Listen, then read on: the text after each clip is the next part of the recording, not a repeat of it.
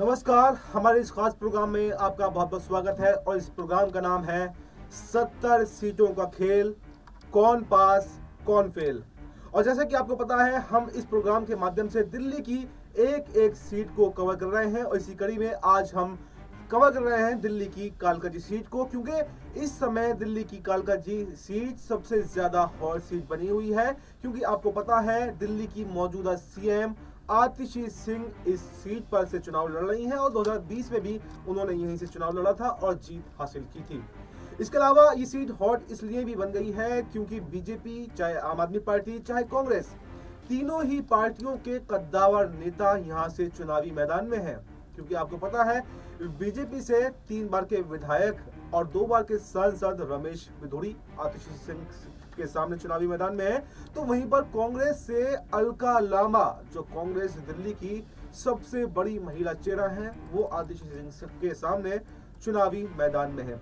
तो सबसे पहले हम आपको इस सीट का इतिहास बताएंगे कि 1956 के बाद में, जैसे कि आपको पता है, हमने पहले भी बताया है, 1993 में दिल्ली के अंदर चुनाव होते हैं और 1993 में पहले ही चुनाव में यहाँ से बीजेपी जीतती है और बीजेपी यहाँ से सिर्फ एक बार ही चुनाव जीत पाई है। यानी कि 1993 के बाद से 7 और 25 32 साल हो गए। लगभग 32 सालों में बीजेपी ने इसके अलावा कोई भी चुनाव नहीं जीता है। हालांकि 2013 के जो चुनाव हुए थे उसमें बीजेपी की सहयोगी दल, बीजेपी के साथ में गठबंधन था शिरोमणि अकाली दल का, तो उन्होंने यहाँ से जीत दर्ज की थी। इसके बाद में मैं थोड़ा सा डेटा आपको बताना चाहूंगा। अगर इसमें हम बात करें, 1993 में बीजेपी की पूर्णिमा सिंह ने यहाँ से जीत दर्ज की थी और इसके बाद में 1998, 2003 और 2008 में कांग्रेस के सुभाष चोपड़ा ने यहाँ से जीत दर्ज की थी। इसके अलावा अगर हम बात कर ले 2008 के बाद में 2013 की, तो 2013 में जैसे मैंने अभी आपको बताया था कि हरमीत सिंह कालका अकाली दल से थे, उनकी यहाँ पर जीत हुई थी। वहीं पर 2015 के चुनावों में आम आदमी पार्टी ने यहाँ पर जीत दर्ज की और अवतार सिंह यहाँ से जीते और उनको 55,104 वोट मिले थे। वहीं पर दूसरे नंबर पर बीजेपी रही थी और उसको 35,335 वोट प्राप्त हुए थे। इसके अलावा तीसरे नंबर की अगर बात करें तो कांग्रेस के सुभाष चोपड़ा, जो 2008 तक जीतते आ रहे थे, 2013 में उनको मात्र 13,552 वोट ही मिल पाए। इसके अलावा 2020 के अगर चुनाव की बात करें तो 2020 में यहाँ पर आतिशी मार्लेना को 55,897 वोट मिले। वहीं पर बीजेपी के धर्मवीर को 44,504 वोट मिले। इसके अलावा कांग्रेस की शिवानी चोपड़ा को 4,965 वोट मिल पाए। यानी आपने देखा कि लगभग सीएम आतिशी 2020 में 11,000 से ज्यादा वोटों से यहां पर जीती थी। इसलिए इस बार का मुकाबला काफी कड़ा हो सकता है, काफी कड़ा मुकाबले की यहां पर संभावना जताई जा रही है। क्योंकि 2025 के प्रत्याशियों की अगर बात करें, जैसे मैंने पहले भी बताया, आतिशी मार्लेना जो है आम आदमी पार्टी की तरफ से है, रमेश बिधूड़ी बीजेपी की तरफ से है और अलका लांबा कांग्रेस की तरफ से चुनावी मैदान में है।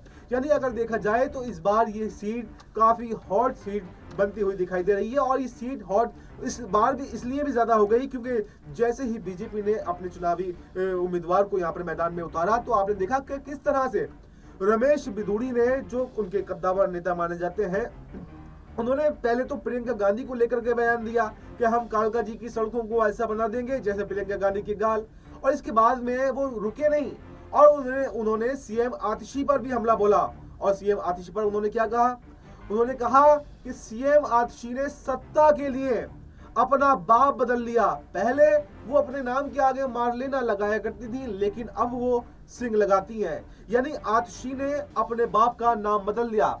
और इसके बाद में जब आम आदमी पार्टी ने और कांग्रेस ने उनको घेरना शुरू किया, तो आपने देखा कि किस तरह से रमेश बिधूड़ी माफी मांगते हुए नजर आए और बीजेपी के आला कमान ने कहीं ना कहीं उनको आदेश दिया, ऐसा कयास लगाया गया कि बीजेपी की आला कमान की फटकार के बाद में रमेश बिधूड़ी ने माफी आके मांगी और उन्होंने कहा कि मैं अपने शब्द वापस लेता हूं। अगर किसी को मेरी बात से आहत हुई है, किसी को अगर ऐसा लगा है, तो मैं उससे माफी मांगता हूं। यानी आपने देखा कि इस सीट का चुनावी समीकरण मैंने आपको बताया कि 1993 के बाद से हर बार यहाँ पर क्या रहा, एक एक सीट का हम इसी तरह से दिल्ली की पूरी विधानसभाओं का विश्लेषण कर रहे हैं। अगर आपकी कोई विधानसभा है तो आप हमें कमेंट बॉक्स में बता सकते हैं कि आप क्या हमसे जानना चाहते हैं। हम दिल्ली के इस प्रोग्राम के अंदर 70 सीटों का खेल, कौन पास कौन फेल, पूरी दिल्ली को कवर कर रहे हैं। और इसी कड़ी में आज हम जो है कालकाजी विधानसभा को कवर कर रहे हैं। आज जैसे कि आपको पता है, आज मैं आपको बताऊं, आतिशी सिंह ने अपना नॉमिनेशन भी फाइल कर दिया है, और क्योंकि 17 जनवरी तक ही नॉमिनेशन फाइल हो सकते हैं, तो ऐसे में आम आदमी पार्टी जोरों शोरों से यहाँ पर चुनावी मैदान में उतरी हुई है। और सीएम आतिशी की जो साख है वो कहीं ना कहीं दांव पर है, क्योंकि सीएम होने के बाद में अगर आप हार जाते हैं तो इससे बुरा कुछ भी नहीं हो सकता। इसलिए सीएम आतिशी यहाँ पर जोरों शोरों के साथ में है। लेकिन ये देखा गया कि अरविंद केजरीवाल सीएम आतिशी के नॉमिनेशन में हाजिर नहीं हुए, तो इसके तमाम कयास भी लगाए। विपक्ष ने इस पर हमला भी बोला कि अरविंद केजरीवाल आतिशी को अपने से ज्यादा नहीं समझते हैं, उनको सीएम तो बना दिया लेकिन रिमोट कंट्रोल की एक सीएम है। तो ये तमाम वार पलटवार का दौर तो लगातार से जारी है। लेकिन जिस तरह से आपने देखा, इस बार का मुकाबला काफी कड़ा है। क्योंकि कड़ा क्यों है मुकाबला? सीएम आतिशी को लगभग 11,000 मतों से जीत हुई थी। अगर ऐसे में ये देखा जा रहा है, और कांग्रेस की जो उम्मीदवार थी उनको 4,900 मत ही प्राप्त हुए थे। अगर कांग्रेस की इस बार जो है उम्मीदवार अलका लामा है, अगर वो 15 से 20,000 वोट जीत लेती हैं, तो यहाँ पर सीधा सीधा नुकसान आतिशी सिंह को हो सकता है। क्योंकि आपको पता है कि आम आदमी पार्टी का वोट बैंक ही कम होकर अलका लामा के खाते में आएगा, बीजेपी का वोट बैंक नहीं छिड़कने वाला है। हालांकि आम आदमी पार्टी ने तमाम योजनाएं दिल्ली के अंदर चला रखी हैं, चाहे मुफ्त बिजली की बात करें, मुफ्त पानी की बात करें, आप मुफ्त बस यात्रा की महिलाओं की बात करें, और इस तरह से जैसे नई नई योजनाएं केजरीवाल लेकर के आए हैं, उससे सीएम आतिशी की दावेदारी मजबूत तो जरूर होती है। लेकिन मामला त्रिकोणीय जो फंस रहा है वो फंस रहा है कांग्रेस की वजह से। कांग्रेस ने कुछ सीटों पर दिल्ली के अंदर आम आदमी पार्टी की जो टेंशन है वो बढ़ाई हुई है। और इस सीट पर वही जैसे मैंने कहा था कि अगर 1 by 1 का इलेक्शन होता है, रमेश बिदूड़ी वर्सेस आतिशी सिंह का अगर इलेक्शन होता है, तब तो आतिशी सिंह जीती हुई रखी है। 110% ये कहा जा सकता है क्योंकि आतिशी सिंह जीत जाएंगी। लेकिन यहाँ पर मामला त्रिकोणी कब बन रहा है? जब अलका लामा मैदान में है। अलका लामा को हल्के में नहीं ले सकते, क्योंकि कांग्रेस की कद्दावर नेता है अलका लामा। और अलका लामा अगर 15 से 20,000 वोट जीतने में कामयाब रही, तो ये सीधा सीधा नुकसान आतिशी सिंह को होगा।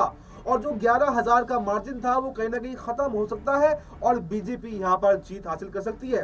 क्योंकि मैंने आपको बताया कि 2013 की अगर बात करें, 2013 में भी आम आदमी पार्टी ने अच्छा प्रदर्शन जो है दिल्ली के अंदर किया था, कांग्रेस ने भी अच्छा प्रदर्शन किया था। लेकिन उसके साथ में भी 2013 में एक बार फिर से बीजेपी की सहयोगी दल शिरोमणि अकाली दल की यहाँ पर जीत हुई थी। तो इस सीट को हल्के में नहीं ले सकते हैं। यानी अगर आतिशी सिंह की बात करें तो आतिशी सिंह सिर्फ 2020 में ही यहाँ पर चुनाव लड़ी थी, और एक ही चुनाव उन्होंने जीता है, उनका ये दूसरा चुनाव है। तो ऐसे में ये देखा जा रहा है कि आतिशी सिंह क्या ये चुनाव जीत पाएंगी या नहीं जीत पाएंगी, क्योंकि आतिशी सिंह की दांव यहाँ पर जो प्रतिष्ठा है वो दांव पर लगी हुई है। अगर आतिशी सिंह हार जाती हैं, तो जो उन पर इल्जाम लगाए जा रहे हैं, जो उनके बारे में बातें कही जा रही हैं कि उन्होंने सत्ता के लिए बाप बदल लिया, ये कर लिया, वो कर लिया, सीएम आतिशी रिमोट कंट्रोल वाली सीएम है, तो ये आरोप कहीं ना कहीं सही होते हुए नजर आएंगे कि अरविंद केजरीवाल ने सिर्फ सत्ता के लिए ऐसा किया था और जानबूझकर जो है आतिशी सिंह को हरा दिया। ऐसे आरोप जो अभी से लग रहे हैं तो वो कहीं ना कहीं सिद्ध होते हुए नजर आएंगे। तो ये आतिशी सिंह के लिए, आतिशी सिंह के राजनीतिक भविष्य के लिए एक बहुत बड़ा अहम जो किरदार है वो इस चुनाव में होने वाला है। आतिशी सिंह अगर जीतती हैं तो बेशक वो सीएम ना बने, लेकिन अच्छे मंत्रालय उनको मिलेंगे, डिप्टी सीएम वो बन सकती हैं। और ये देखा जा रहा है अगर आतिशी सिंह यहाँ से हार जाती हैं तो उनका राजनीतिक भविष्य कहीं ना कहीं खतरे में जरूर पड़ सकता है। तो हमारा विश्लेषण आपको कैसा लगा? आप इसके बाद में कौन सी सीट पर चाहते हैं कि हम विश्लेषण करें, आप कमेंट बॉक्स में हमें बता सकते हैं। और ऐसे ही तमाम दिल्ली की पूरी हर एक सीट के विश्लेषण के लिए आप हमारे चैनल को सब्सक्राइब करना ना भूलें। इस खबर में फिलहाल इतना ही, इस प्रोग्राम में फिलहाल इतना ही। देश और दुनिया की तमाम बड़ी खबरों के लिए आप बने रहिए हमारे साथ और देखते रहिए नेक्स्ट 9 न्यूज़।